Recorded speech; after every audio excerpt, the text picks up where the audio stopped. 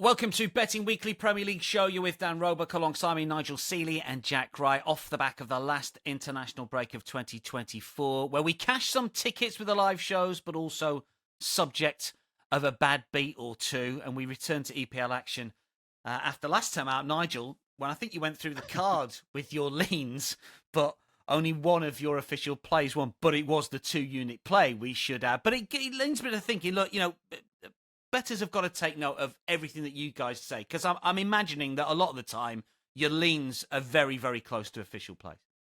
Good morning. You missed us, guys? You missed us, Stan? You missed us, everybody? No, not really. Okay. It was a very frustrating one, wasn't it? I mean, the two official picks were wrong and all the leans were going really, really well, or winning.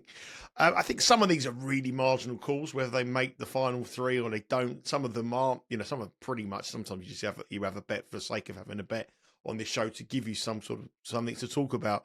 I think what I'm going to do this week is going to highlight the ones that will come very, very close to having a bet, because there's about 6 or 7 that were in the mix and the contention. And last week I bet, or last time we were on, I bet some of the ones that I said on here, which I didn't put as official plays. So I think what I'm going to do is I'm going to tell you I'll be betting this one and I'll be betting that one, but this one I probably won't have a bet on it. So just so that you know where we're going, because some of them are really marginal. And obviously we've got to hit a certain price. The hot dog has got to be a certain price. So we put the hot dog in the figures, but that necessarily doesn't mean it's as strong as maybe 3 of the leans. So that's an important factor as well. What a stupid idea that hot dog was. That was a terrible idea. Do you know the world record for eating hot dogs in 10 minutes? We had this on the European show. How many? Was it Joey? Yes, Joey Chestnut. Nigel knows. Nigel knows Joey things. Chestnut. I think I've been on a show in America and he's been How on many? How many? He talks with his mouth full, I know that. It's something like about 300 or something. No, it's 83 in 10 minutes. 300 would be a record. Jack, how close are some of your plays to be becoming official picks? I mean, I know you texted me earlier and said, look, if you could have had official picks in a lot more this week. Absolutely. Well, yeah, good day to you both. Good day to viewers and listeners. Mate, Dan, I'm looking forward to you breaking that record at the Christmas party this year. That should be... Do you know what? I looked at the starters and I've gone for the beetroot and goat's curd cheese. I didn't see hot dogs. Well, I want to see how many Celeric meals have been there in 30 seconds. None. One. That's the record. It'll be you. Back to your question, Dan. 7 was the total that came close this week. When I sent over the picks last night, I said the hardest thing was trying to nail down which ones were going to be official and which ones weren't. So, yeah, there's 3 games I'm not very keen on. The rest I like a lot. So, we'll obviously go through those as we work through the show. Look, we're all bettors. We all have plays over the course of the weekend in Premier League games. As Nigel says, we bet a lot of these, even if they're only leans. It's just something to bear in mind. Just very quickly, boys, on the Premier League title race here, Liverpool are 5 points clear. After 11 games, Nigel, only 5 teams previously have been in this position. They've all gone on to win. Should we be lumping on Liverpool at plus 125? Just before I ask that question, to the betting, we're all bettors. The leans depend on how I do on the day before. If I'm having a bad day, I'm betting on everything. I'm having a good day, I'm a bit more selective. With regards to Liverpool, I mean, you can't put on a YouTube show or a television expert now is telling us Liverpool are going to win the league. I mean, it's so many people who just jump on the bandwagon when they're doing exceptionally well. I'm not convinced by them still. I think they're doing really, really well, but I do think that the manager down the final stretch, I think you need to be proven at this top level. He isn't proven at the top level, and I think that will come back and bite them. And the more successful they are in the competitions, which they are successful in the competitions, and players travelling all around the world, which is going to come on to a little bit later, I think the price is a little bit artificial, because I believe this is a Premier League campaign where teams are going to take points off everyone. When you look at the mid-table matches a couple of seasons ago, or a couple of you used to look at them and think, oh, a trip to Fulham, that's an easy 3 points. A trip to Brentford, that's an easy 3 points. Not anymore. This is a very open Premier League. Liverpool have been quite fortunate with the fixture list, and I think that there's a long way to go in this Premier League title race, and I do not believe that Liverpool are the good things or really any value at the price they are currently. Jack, very quickly, title race. Leave Liverpool alone? Yeah, you can't be backing them at that price. It's a very, very tough one to call. It's not a market I'd really want to be getting involved in. Leicester versus Chelsea is the early game on Saturday, 7:30 a.m. Eastern kickoff. Leicester are plus 475, Chelsea minus 190. Nigel, I can't have Chelsea here off the back of an international break at almost minus $2. What are your thoughts on this one? I counted them. I didn't really. I Googled it. 17 players away on international duty. What's your thoughts, Leicester, Chelsea? Well, I mean, you say you can't have them. They're the most entertaining team on the road in the Premier League, scored more goals on the road than anybody else, 12 goals. Very sure defensively, conceded only 5, which I think there's only 3 teams better in the Premier League with a better away record than that. Leicester, we know they've got goals in them. We know they concede goals. The obvious play here was when Leicester's manager goes up against the Chelsea manager, Maresca goes up against his former club. He's looking at goals. I mean, Leicester have scored in every single one of their matches back in the Premier League, barring one, which was the defeat against Manchester United. Chelsea scored at goals for fun, as we said, the highest goal scorers on the road. But when you look at the both teams to score mark here, it's minus 186. So the Rivers are taking no chances on that market. If you look at Chelsea on the road, they're minus 190. Would you be betting that? No, I wouldn't. But you've made a good point about the players that Chelsea have been away on international duty, but you've missed out that their key man didn't go. And that key man was Cole Palmer. He didn't go. He's not going to play in the European Conference match as well. In midweek, he's not even in the squad from that game. So he's fully fresh. This is a Chelsea side, that a young Chelsea side. I don't think they're going to be too concerned about playing many fixtures that they do. I think they're young, they're full of confidence, and they want to play football. So the angle I've gone for here is the man that they didn't take, not the players that have gone, the man that stayed at home, the man that was rested, the man that turned up to awards ceremony with a rather attractive Instagrammer at the awards ceremony the other day. He made his first appearance with his new girlfriend. I must admit, is very, very handsome. I'm sure he'd be very, very good looking. I'm sure he'd be very, very full of joys after spending the night with her. And I think he'd be refreshed. So I'm going to go for Cole Palmer anytime at minus 117. I hope he doesn't have a groin strain before the match for other reasons than footballing reasons. I thought you said he'd had a rest. He might not have had a rest at all. That's what I'm worried about. That's my only worry about. That's my only worry about. Jack, have you got a lean for us in this one? Yeah, I have. Yeah, so 17 away on international duty. That means about 84 that stayed behind. So we'll see if they can put a squad together for this one. As you say, those two kind of lines are very prohibitive. The both teams to score line and the Chelsea to win line. I do expect Chelsea to beat Leicester. Leicester have been okay. Nothing more than that, but I think when they come up against the better sides in the league, they're going to fall short. That's kind of the chasm between Championship and Premier League we see now. And Chelsea have been very decent this season, especially against, say, the lower ranked sides. They're taking care of business quite well there. So I'll put them both together for my lean. Chelsea to win and both teams to score. It moves Chelsea for minus 190, and put that together, it comes plus 155, which is a bit more attractive.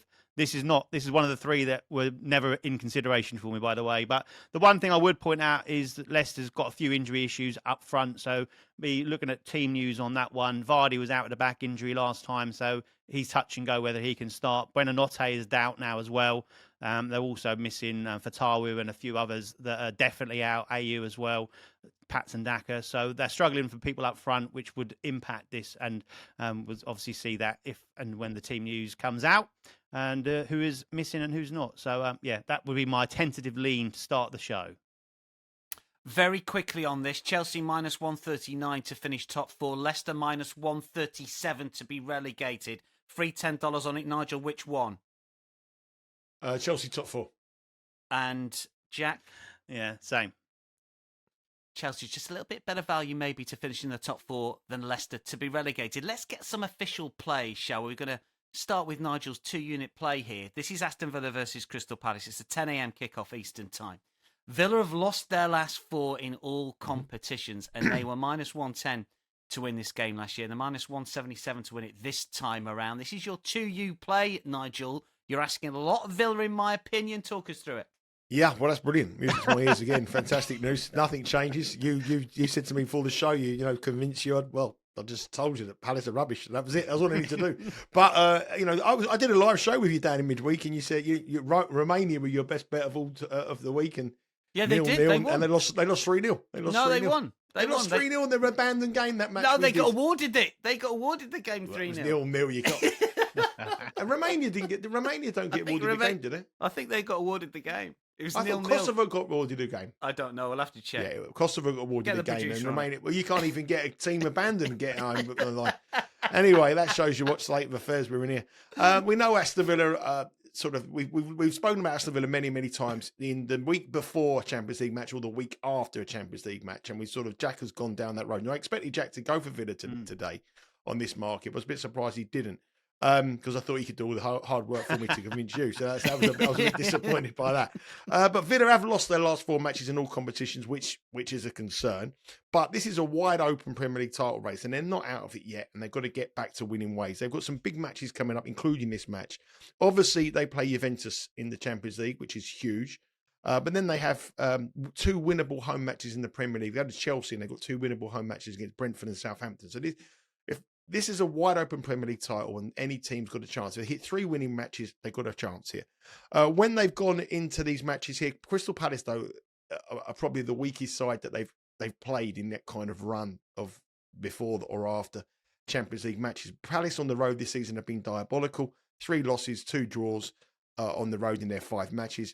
They don't score any goals. That is their big problem. They haven't replaced the players they've lost in the summer, as we've said countless times on this show. And they still have injury concerns over those key players. Now, if those players return, that could make a difference in this match. But Eze's still got a thigh injury. Nketiah's got a thigh injury. Wharton's got a hip problem. They are their 3 main players. 2 of them are their goal threat, or Nketiah probably not on their goal threat, but especially Eze. They're a totally different side without Eze. I'm taking this that Eze doesn't feature. But I still think Villa are leaps and bounds above what we've seen in Crystal Palace. I know Crystal Palace haven't been beaten by winning big margins in this kind of matchup, but I do think Villa, with the way that Man City have lost matches, the way that Arsenal have lost matches, and the position they are in the Champions League table, they're doing okay. A draw against Juventus will be a great result for them. I know they have a slight distraction, but I think that at this current time, they are leagues above this Crystal Palace side, who I think have got huge problems for the remainder of the season. So I'm going to go for Villa, -1 on the Asian handicap, which is -103. It's a 2-unit play, purely and simply because I think we've got a free run on the more than 1 goal. I just can't see Villa losing this match. I really can't. They're a lot lower on the money line. I think they're sort of minus, where other than the money line, they are -177 on the money line. So I think we're getting I don't see them getting beat. I don't see them losing this match. I think they win. -103, and we got the free hit that they can win 2 or 3. And you know, the last match that Palace played, they were absolutely dreadful at home against Fulham. And that was when they played without all those players that I mentioned who are out. And I think that Villa at home, a must-win match in an open Premier League, will do the business against Crystal Palace. Crystal Palace very poor on the road, very poor on the metrics. And Villa are strong at Villa Park, and I think they'll win this match. -103 Villa. Have I convinced you? We'll see. We'll see when the team news comes out. Jack. After timing.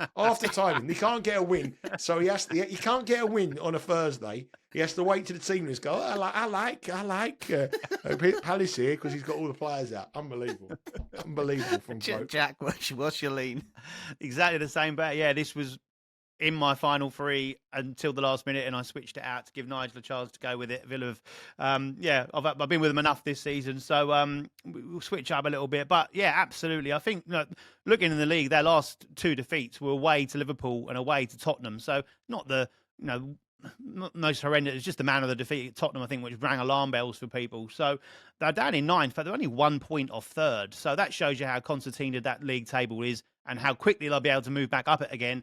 And what an opportunity this is. It doesn't come much bigger than this, to be fair. So I say those injury issues for Palace are massive. They've also got a horrendous fixture list coming up prior to Christmas, where they've got Villa, of course, Newcastle, Man City, Brighton and Arsenal. The only game against the side in the lower 3rd is Ipswich away, which could be massive for Palace and also for Glasgow, who could be under so much pressure come sacking season at Christmas. But yeah, I take Villa to win this one. I can't see them. They are so much better than Palace. Palace are really poor at this moment in time. They've suffered massively from Elise going and Anderson going, both ends of the pitch. Not been able to cope with that. And so those injuries are making it even worse. So for me, yeah, a very strong, lean Villa -1 Asian handicap. Bournemouth versus Brighton. Let's get Jack's strongest play of the weekend. This is a 2-unit pick on this one. Bournemouth are the favourites at plus 135. We've got Nigel's hot dog coming away as well. Goals on the agenda, according to both of our cappers. Jack, with your 2-unit play first. Yeah, it's a bit of a familiar theme, really. These sort of sides are the ones that you gravitate towards when it comes to goals. This just looks like a really open and attractive fixture. Both sides love to get on the front foot. Both sides love to attack. But also, the great thing about it is that both can be quite ruthless on the counter-attack as well and in transition. So this fits the bill that we should be seeing attack and play pretty much for the entirety of the game. They've also got some decent injury news as far as João Pedro coming back for Brighton, scored and assisted against Manchester City. So he offers them more threat in that final third, which is important. Semenyo was pulled out of international duty, so that's a massive bonus for them. And Evan Ilson, who's now scored 3 on the spin for him in the league, Brazilian, doesn't quite make it into that international side either. So their key players in the forward areas have been rested. So they're ready to go here. They won the last 3 at home, Bournemouth as well, so they'll come in with plenty of confidence. And bearing in mind they're beating Arsenal and Man City in that run, that's pretty impressive stats. As I said, the strikers are in form. We're looking at sides that are basically full of goals. Brighton's last 9 have seen 18 goals shared between them, so 4 per game. And this is cashed in the last 6, pushed twice and only lost once. That was that Newcastle game, 1-0. This ended 3-0 last season and 3-1 in the reverse. So generally a recent history of goals, and expect more of the same here with 2 defences that don't quite give you loads of confidence. So expect plenty of goals. 2U play over 3 Asian total. Nigel's going a little bit bigger for the hot dog. Yeah, I'm going for the hot dog here because it's just falls into the category of 2-1. I'm going to go for Bournemouth and Brighton over 3 3/4 goals. So we over 4 goals in the match, we win half our stake, and if we get more than 4 goals, we collect on both bets. So it's split into 2, and that's 2-1. So 4 goals is definitely achievable in this match. It really is, and you get a nice profit on it. Pretty much as Jack said. I mean, both of these forward lines have been prolific this season. Both managers like to play football in a real entertaining way. There's a huge high line that the players like getting behind, especially Brighton. They play, at the 2 high lines at each other here. So there's going to be opportunities for both sides to get behind these defences and score goals. Bournemouth have scored 7 in their last 3 home matches, which, as Jack has said, the 3 matches they played, and that was against the best opposition in the Premier League, the best 2 of the best 3 teams. Sorry, in those 3 matches against the top 2 teams in the Premier League.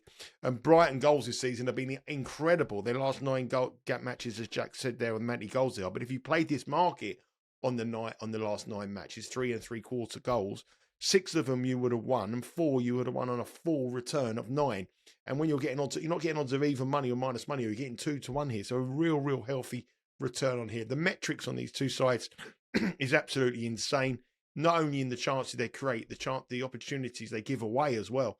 So this is just a match that looks a wild one. I wouldn't put anybody off having a couple of silly little. I think it could be a draw here. I like the old Desmond 2-2, a 3-3 draw, that kind of thing. But it's one of those matches that just on paper just screams goals. Obviously, sometimes and a lot of times it happens when a lot of people really agree. You'll watch 20 Premier League panel shows this week, and everyone will be concentrating on this one on goals, and that scares me slightly. It's the opposite when Dan opposes me. It's called the wisdom of the crowds, Nigel. Yeah, I like it when going against it, and when everyone agrees on something, I worry about that. So I just think this may be a little bit too obvious, but on the stats and on the data, this has got to be a bet. That's why I've risked it as just a hot dog rather than go heavy on the 2U play, because I just sometimes worry about these kind of matches that sometimes look a little bit too obvious. Arsenal versus Forest next 10 a.m. Saturday as well. Jack's 1-unit play here. Forest a plus 850 to win at the Emirates, Jack. They performed a bit of a smash and grab raid at a similar price up at Anfield earlier this season to win. Can you see them getting something here, or is there a better play in North London? I've gone with both teams to score, yes, in this, which is plus money, and I just felt that was worth a play. Plus 105. I just think that Forest can cause Arsenal problems. Obviously, for Arsenal, Odegaard coming back earlier than I think most of us expected has been a massive boost. They do look better with him there. Obviously, the creativity's back. We've said it all season. Their issues with factors that they've not got that proven goal scorer. We've said it, probably for 18 months or longer now, that they just if they could go and sign someone who is a absolute out-and-out striker, then that would really take them up to that next level. But that's really against those sides that are further up the food chain than Nottingham Forest, who are punching above the weight at the moment. As far as the table's concerned, they're up in that top 6 position. But you would expect them to gravitate a bit more towards the mid-table.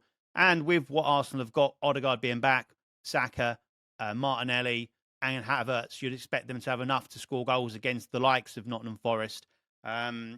So that side of it, I think, takes care of itself. But you look at like this Forest side, and we've talked about them in previous seasons, as their home form has been the one that's really kept them up in the league. This time round, they're unbeaten away from home, and only Liverpool have got a better road record than them. So they will go to the Emirates with confidence. And look, they have been scoring goals as well. So they've only failed to score in one game this season. So they've got the ability there. Yes, Chris Wood has been carrying him in that respect to a certain degree. The worry there is that he went as far as the way you can get on international duty. He went to New Zealand to play for his side there. So hopefully that won't take too much out of him coming back. They played, I think it was early hours of like Tuesday morning. So he's got a fair amount of time to get back. The caveat to that, what I would say, is that his understudy is Oweneye, and he was the main problem for Arsenal last season because he scored in both games. Both games ended 2-1 to Arsenal, so this bet would cash. So it would absolutely take exactly the same result here again. And yeah, I just feel that they've got the tools to cause Arsenal problems, and we expect Arsenal possibly to edge this one. But yeah, I like both teams to score at plus money.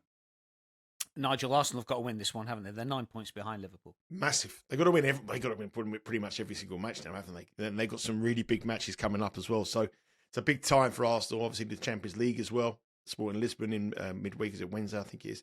That's Tuesday. Sorry, that's another massive match for them. I disagree with Jack slightly here. I think this might be a little bit of a cagey match. I'm going to go for under 2.75 goals at -121. I reckon we might see a downward spiral on Nottingham Forest. I think they might have shown their peak, and I think that the market may have overreacted to them a little bit. I mean, they've got there was a really poor performance at home in the last match against Newcastle. The way they sort of capitulated in that match. They had chances and then they just folded, and Newcastle took them to the cleaners and should have won by more. They have Arsenal here, and then they've got Man City and Manchester United in the next 2 away games, and they've also got to play Aston Villa in that period of time as well. So I got a feeling we might be looking at Nottingham Forest in the other end of Christmas as a side that are down in about 13th, 14th place in the Premier League. You know, I'm not going to, hopefully I don't upset many Nottingham Forest supporters. They've done exceptionally well, but this was a team, you've got to remember, that was probably considered about the fourth or fifth bottom side in the Premier League to start the campaign. So I think that they go here quite defensively. I think they tried to hit them on the break like they did against Liverpool. The same tactics completely, hit them on the counter-attack and try and nick a 1-0. Arsenal have been, you've got Odegaard back, as Jack said, didn't go to international duty. Rice didn't go to international duty. Saka didn't go to international duty. And they'll all be back for this match. Calafiori is also probably could return for this match or play part of it as well. So the players are returning for Arsenal. I can just see this being a 1-0, 2-0 Arsenal win. Professional performance, get the 3 points.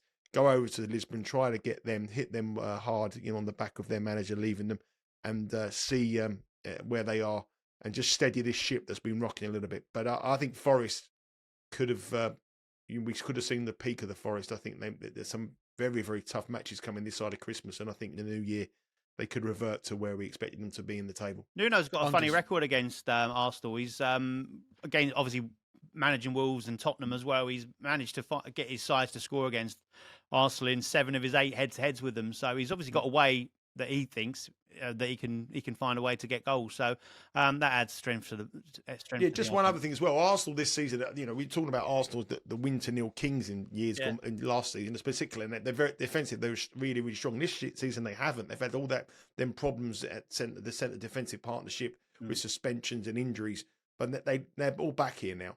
So I just got a feeling. I know they're still without Ben White, but other than that, the main partnership is there. And I just got a feeling Arsenal have to get back to winning ways. And when they do that, they revert to this very, very tight defensive unit that's very hard to break down. And I can just see Arsenal going back to the norm and winning this 1 or 2-0. Everton versus Brentford is another 10 a.m. Saturday game. Everton are favourites here, plus 140. Brentford plus 200. Only one team in the Premier League that's profitable every single match if you back them under half a goal, under 1.5, under 2.5, under 3.5. And that is Everton, which comes to Jack's hot dog. Jack. Yeah, I've gone on the under 2 Asian total here for my hot dog, which is plus 215. And this is basically heavily weighted in the fact how different Brentford are home and away. When we cashed on Brentford prior to the international break when they're playing at home because it's generally full throttle, goals galore, crazy games. Away from home, it is different. They rank first at home as far as their home form is concerned, 16 points from 18. But they're bottom away from home. At home, scored 18, conceded 11, top for expected goals with 14.31.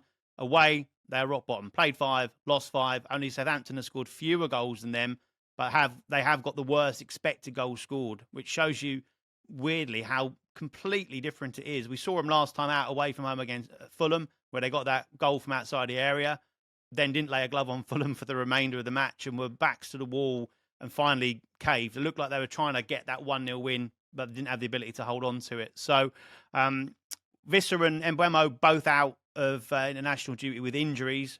You'd expect them to shake those troubles off, like many players, I think, over the course and come back for this one. But Mbeumo didn't get a kick against Fulham. So there is a real problem with how Brentford play away from home. And this is obviously, for me, this bet as a hot dog is really multiplied by the fact that it's Everton they're taking on here, an Everton side that we know what they're like. They're not free-flowing. They're not going to open up loads of chances for Brentford to hit on the counter. They're going to handle the more physical side of the game. They're going to handle Brentford's crosses and corners and throw-ins into the box.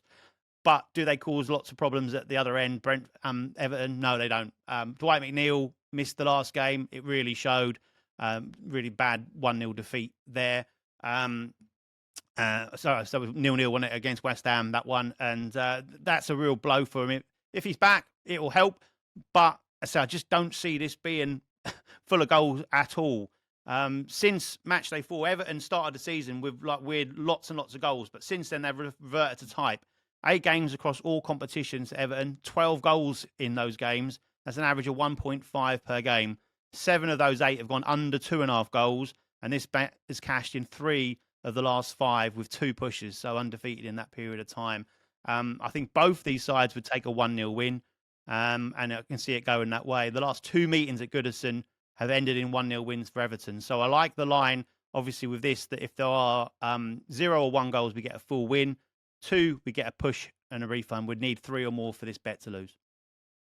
Both teams to score no at plus 112. Is the 0-0 detector out here? Nigel, 10-1, 0-0. What are your thoughts? Yeah, this was very, very close to making the bets on the under 2.5 at minus 104. So you'd be betting this weekend? I'll definitely be betting this, yeah. So if we didn't have the hot dog theory, the stupid format, I would this would be in my 3 most official ways. I mean, Everton are just going back to boring their way to survival. I mean, they've got this new stadium to go into. I mean, who's going to buy a ticket for that? Apparently, they're running. I told you the old joke. They're running a competition in the Liverpool Echo. First prize is 1 ticket for the Liverpool Everton new stadium. Second prize is 6. So that's one of my favourites. Got to get it out there again. But I think this under 2.5 goal bet is a great bet. 7 of the last 8 Everton matches under 2.5 goals. 7 of the last 8 Everton matches under 2 goals has been a win with a push as well. So, or a push, win or a push. So there's only 1 match, and that was, I think, was the opening day of the season. Brentford, as Jack said, awful away from home, don't score goals, 5 matches, 5 defeats. They have played a lot of the top teams in the Premier League on the road, to give them their credit there, Brentford. But there is something about them away from home that they just can't get that levels that they show at home. And I just think this could end up to be a very, very boring match. A draw wouldn't be a bad result for both sides, and I like the draw as well at plus 230. 0-0 detector is definitely looking around this one here, but under 2.5 goals at minus 104 would be my lean. But it was very, very, very close to being in my official picks this weekend.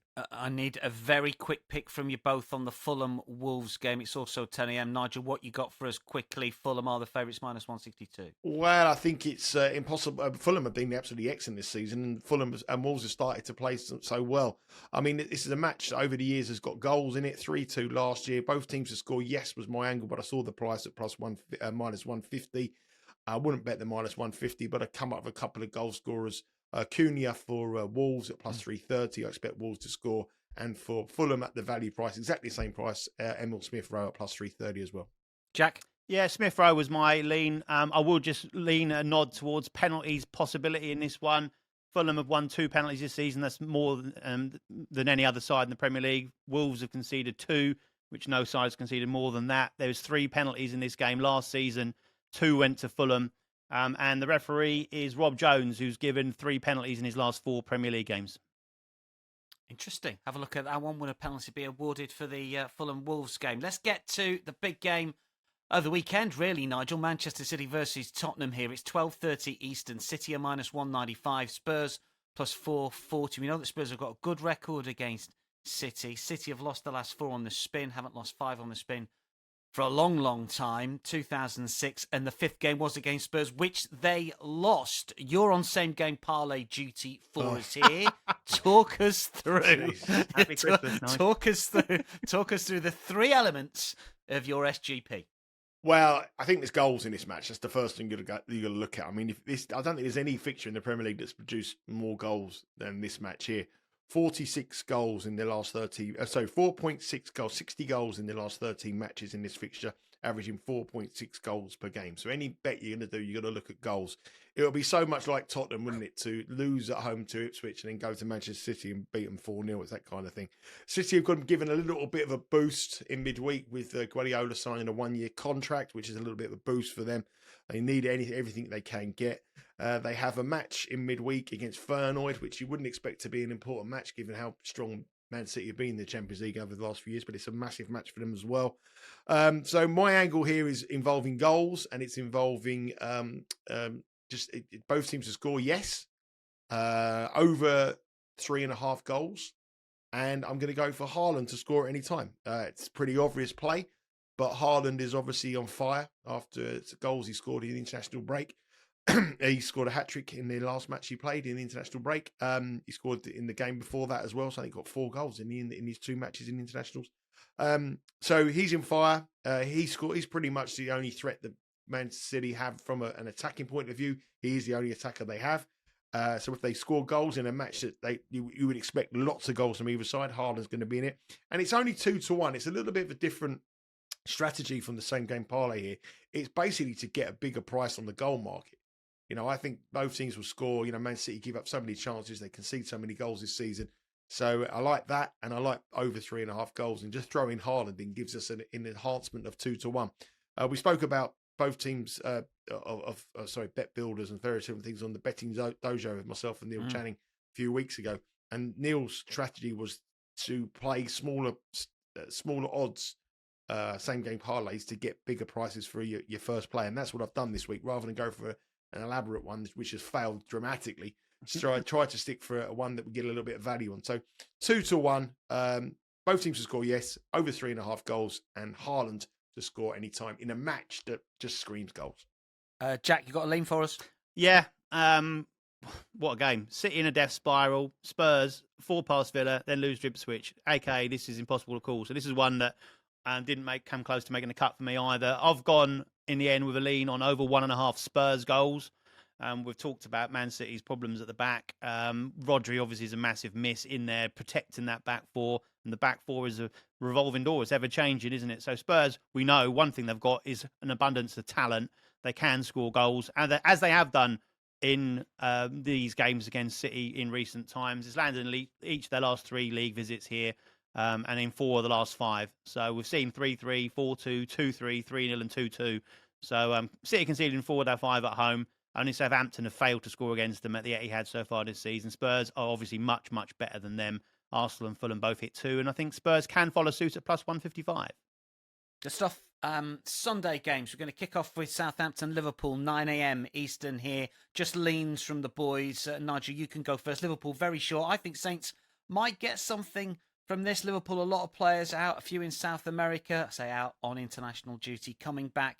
Maybe Southampton can get something, hold them till half-time, plus 104, Southampton tie after 45 minutes. What's your thoughts on this one? Yeah, it wouldn't surprise me to be quite close in the early stages. I mean, Liverpool played Ipswich on the first day of the season. Ipswich kept it quite close, and then Liverpool, when and won 2-0 with a couple of late goals. That's the kind of match I'm expecting here. Liverpool played Crystal Palace as well. They kept it close. Palace had Palace had the much better chances. Liverpool won that 1-0. It's that kind of match. I think it's going to be quite close, but Liverpool have enough quality off the bench. You've got to remember their attacking ability they have is better than anybody else. They can make changes better than anybody else at key moments in matches. And I'm going to go for Liverpool to win 2-0 here, which is plus 112. They're minus 335 on the money line. Southampton are the lowest scorers in the division. I know they've improved a little bit on that, but their XG is still very, very poor. And I expect Liverpool to have too much quality from the bench. I worry about who will start for Liverpool here, given the condition the players are returning.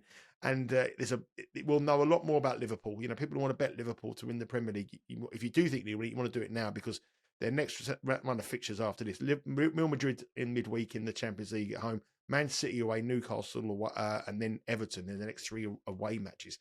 So there's 3 huge matches for Liverpool. But I think they will get 3 points here. I think they keep their excellent run going, but I think it'd be close. So Liverpool to win 2-0, plus 112 with Bet Rivers. You have to do the same game parlay, which is obviously under half a goal for Southampton and Liverpool on the money line, and you'll get plus 112 on the Bet Rivers app. Jack, you've gone for Liverpool's main man to make an impact here. Yeah, I like Nigel's bet a lot there. I think that's the way it is. Southampton continue to play the same way. They continue to get the same results, continue to get beat, concede up lots and lots of chances, lots of shots. Their expected goals against is huge. They've been a bit lucky to only concede 8 at home. But yeah, another controlled performance in Liverpool I expect. And Salah to be the main man there. Didn't go away with Egypt. So that's the main reason thinking behind that. He will start in this one. He's fresh, having had a couple of weeks of no action. And I compared this to when Southampton played Arsenal. Looking for a player that's in Salah's position, and Saka had a field day against Southampton. They are very weak down their own left-hand side. Saka assisted twice. He scored once in a 3-1 win, I think it was, wasn't it? And I think Salah's going to do much the same here. So take your pick, really. For him to score is minus 110, which is the lean, but wouldn't be too surprised to see him assist. He's plus 240 to get an assist with Bet Rivers. So yeah, he'll be the main man. He'll impact this game one way or another. So yeah, they're the 2 options for you. The new main man at Manchester United, Nigel, is Ruben Amorim. First game in charge as United go to Suffolk to take on Ipswich. They're short price favourites at minus 162. Ipswich plus 410. The bookies are expecting a little bit of an immediate upswing, although United probably would have been minus money favourites even with Ten Hag in charge. I mean, are we a fan of the new manager bounce? Do we believe it actually exists? Are you going to bet United 11:30 Sunday for Amorim to get his reign off to a winning start? A lot of questions to answer in such a short moment of time there. You filled me 3 questions. Am I a fan of the manager? Massive fan of the manager. If this guy doesn't work for Man United, and I don't know who's going to work for Man United, he's the best there is out there at the moment. They've failed to get managers in the past at the key moments. They've got a man now right at the key part of his career. Moving on, and I've seen some pictures from the training ground and whether you can be led to believe what you've seen, but all the reports are that it's a happy bunch and they're loving life down there up there at the moment. And I expect a performance from Manchester United. The manager bounce. Well, listen, I've done a little bit of research on this, right? So I went back through the last 163 managers in the Premier League. Oh my word! To lose their jobs, right? 163 managers, their first match back.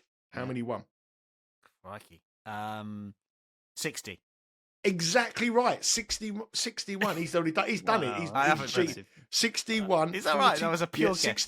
61, 40 draws and 63 losses. How many won back-to-back matches? Less. Fewer. 20. Only 18 won back-to-back managers up. 163 managers. So what we're saying is it doesn't exist. Well, it does exist. And this is the difference. But you have to break it down. Stats are only good if you break it down. A lot of the managers that made the changes were teams in the bottom 6 or 7 who were poor teams anyway. Yeah, the teams at the top or teams that were underperforming, it did change. So teams when Man United changed their manager, when Tottenham changed their manager, when they were underperforming, they went on big runs or good, decent runs. The teams at the bottom, they inherited a load of bad sides that just needed to survive. So the stats are misleading, but when you look at top clubs, it means the manager bounce back is relevant, and I think it is relevant here. Only one manager, the longest run any manager had ever gone on, and the most successful in 163 matches, was a manager won 4 successive matches. That's the longest anyone's ever gone to win. And who was that manager? quiz question for you. I know. Steve I've Bruce. answered the last two. Got them Tim right. Sherwood. Ooh. Tim Sherwood at Tottenham. Tim Sherwood. He won 4 successive matches, the longest any manager in over sort of a 20-year period. Where's me gilet? There's only one. Anyway, it's so I do expect the bounce back from Manchester United, and I think we saw the bounce back under Ruud van Nistelrooy. I mean, Man United were a different side under Van Nistelrooy. They were only scoring goals for fun. They had loads of problems. Scored 11 goals under him in 4 matches, unbeaten. And I think it was, we got Wiki coming out, and I think it was the witch is dead, the wicked witch is gone. It was like that kind of thing here. So now they've got their main man. Now they've got a team at the bottom. And there is a form line here to go on that Manchester United have played the 2 promoted clubs in the Premier League already. They went to Southampton and battered them 3-0. And they played Leicester midweek last week before the international break, and they won 3-0. That was at home. So there is a form line. Now they played the 3rd side, and, I don't think there's much between them. And I just think Man United here will go, and I think we'll see a new era, and the players will play confidence. I think there's going to be some big performances from some of these Man United players who haven't been performing. And Man United -1 at -102 is my 1 unit play this week. Great stuff. Love the stats. Jack, what you got for us? Yeah, very good. I wouldn't even know where to go to find these managers. Neither would I. Just very, Google very impressed. manager impressive, and there was a list of last 163. And it went into last season. You added one because, what's his name? Because Ten Hag had gone. Yeah. Well, no, it took me 2 seconds. Oh, well done anyway. I'll tell you what, That's all right. Just sweeping the curtain. Whoever curtain did the back, work, is he well there? done. Cheers, You know what I mate. mean? Good old Google. just putting the curtain back there, telling everyone. Anyway, Jack, come on. Nice We're running one. out I of just time. fancy goals in this one to keep it short, really. Over 3 Asian total is what I've landed on, and that's -120. Agree with what Nigel said there. I think it's more a case of not necessarily the new manager coming in, but the old one going was clearly having some kind of issues on the training pitch, in the changing room, and once you lose the dressing room, we all know it's game over, really. So Van Nistelrooy came in and lifted them. There were lots of goals involved in their games. Admittedly, they were against pretty poor sides, but this is the same kind of test, isn't it? Saying that, Ipswich will go into this one with lots of confidence, having got that surprise result against Tottenham. There will be a big atmosphere Sunday, an opportunity to try and fool everyone as far as everyone's expecting Man United to go there and suddenly upswing. They've got a chance to bloody their nose, so they'll be up for that. McKenna, obviously a former employer of Man United as well. So, yeah, Ipswich concede lots of chances, but they've got ability to score goals as well. So, yeah, over 3 Asian total for me is what I'm going for. Monday night football in the UK, 3 p.m. Eastern. It's Newcastle versus West Ham. Newcastle are -210. West Ham are +540. Draw +350 here. Only 6 profitable teams in the EPL on the money line. Newcastle, one of them. Nigel, what have you got for us? Are Newcastle sneaky good? Are they starting to impress you a little bit? Are they a bit too short here? What are your thoughts? Well, I think that it's up for grabs this Premier League. Like I said, from 3rd place down to about 15th, there's 4 points. So 2 wins, you're in Champions League positions, and Newcastle on the back of 3 successive wins, and they haven't been playing well, but they did play well in the last match. I think this could be the end for Lopetegui. A heavy defeat here for Newcastle, and I think the Spaniard is adios, my old mate. But I'm going to go for Newcastle. I think Newcastle will batter them. I mean, defensively, West Ham are a shambles. They conceded 13 goals in 4 road matches. Newcastle -1.25 is a bet for me at +105. Goals historically in this fixture last season it was 4-3 and 2-2 in the reverse fixture. And I know me and Jackie are going to agree on our pick here, and this was really close to making the final cut as well. But the man, how I lost in midweek on back Isak to score any time on the live show, I don't know. 6-0 against Sweden, won 6-0 in their match against Kazakhstan. I was on the show with Dan, Azerbaijan, sorry. I was on the show with you. -110 was the price for Isak. He missed a penalty, and he had a clear goal disallowed for VAR. I don't know how I lost, but the best thing here is he played him twice last season, and he scored 2 in the home match in the 4-3, and in the 2-2 reverse fixture he scored 2. So he scored 4 in his 2 matches against West Ham. So Isak any time at +112 just edged it, but I think Newcastle will batter them. -1.25 is +105. Monday night under lights, Newcastle freezing cold. It'd be freezing up there. I think West Ham will concede more goals than the amount of gloves by outfield players from the West Ham players, and there'll be a lot of them on Monday night. I think there'll be about 6 or 7. Jack, you're on the Isak train as well here. Exactly the same thought process, exactly the same reasoning. I think Newcastle batter West Ham. I think Isak gets amongst the goals, and I'm going to be interested to see how many Geordie fans will be having their shirts off in -1 degree temperatures, I think, They'll on do Monday it. night. So, but yeah, nothing further to add on that one. Exactly the same thought process and reasoning. Lopetegui +140 to be the next coach to go, incidentally. Nigel, Jack, brilliant stuff. Thanks for your company. Good luck to one and all. We keep everyone up to date over the course of the weekend with our X feeds. The boys' P&L on screen as per usual. That is a wrap for Betting Weekly Premier League show. We'll be back next week with Picks, Plays, Hot Dogs, Same Game Parlays.